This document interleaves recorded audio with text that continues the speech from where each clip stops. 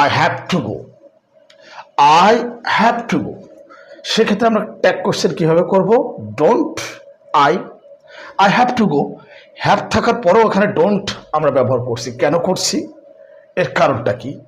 কিন্তু এখন যদি এভাবে বলি যে আই হ্যাভ এ ডগ, তো সেক্ষেত্রে তো বলছি হ্যাভেন্ট আই, হ্যাভেন্ট আই। তাহলে কেন আমরা I have to go, I have to go এক্ষেত্রে ডোন্ট আই ব্যবহার করছি? কখনো কি প্রশ্ন করেছো? কখনো কি এটা শিখেছে এভাবে? হ্যাঁ, এখানে একটা কারণ আছে, সে কারণটা খুঁজে বের করতে হবে। দেখো, যখন অধিকারে থাকা বোঝাবে, কোনো কিছু অধিকারে থাকা বোঝাবে, তখন সাহায্যকারী ভাব যদি হ্যাভ থাকে তো হ্যাভই বসবে।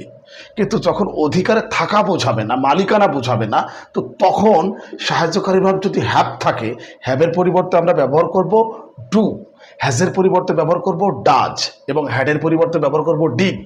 হ্যাঁ, এটা স্ট্রাকচার, এটাই মনে রাখতে হবে, এটাই মনে রাখতে হবে। এটা একটা গুরুত্বপূর্ণ বিষয়। এখানে ছাত্রছাত্রীরা ভুল করে। আচ্ছা দেখো, এই যে বলছি I have to go, don't I, কিন্তু যখন এভাবে বলছি আই হ্যাভ এ ডগ, তখন তো বলছি হ্যাভেন্ট আই। আমার মনে হয় যে কারণটা বুঝতে পেরেছো। এখন যদি এভাবে বলি I had an accident, I had an accident মানে কি? গতকালকে অ্যাক্সিডেন্ট হয়েছিল, একটা আই হ্যাড অ্যান অ্যাক্সিডেন্ট। এক্ষেত্রে কি হবে তাহলে? Didn't I. যেহেতু হ্যাড থাকলে ডিড ব্যবহার করতে হবে, ডিডেন্ট আই নেগেটিভ করতে হবে। ট্যাগ কোশ্চেন কি, ব্যাপারটা বোঝা যায়? তাহলে জীবনে আপনাদের ভুল হবে না, আমার মনে হয় ব্যাপারটা বুঝতে পেরেছো। যদি যদি এভাবে বলি I have something to say, I have something to say, সেক্ষেত্রে কী হবে তাহলে?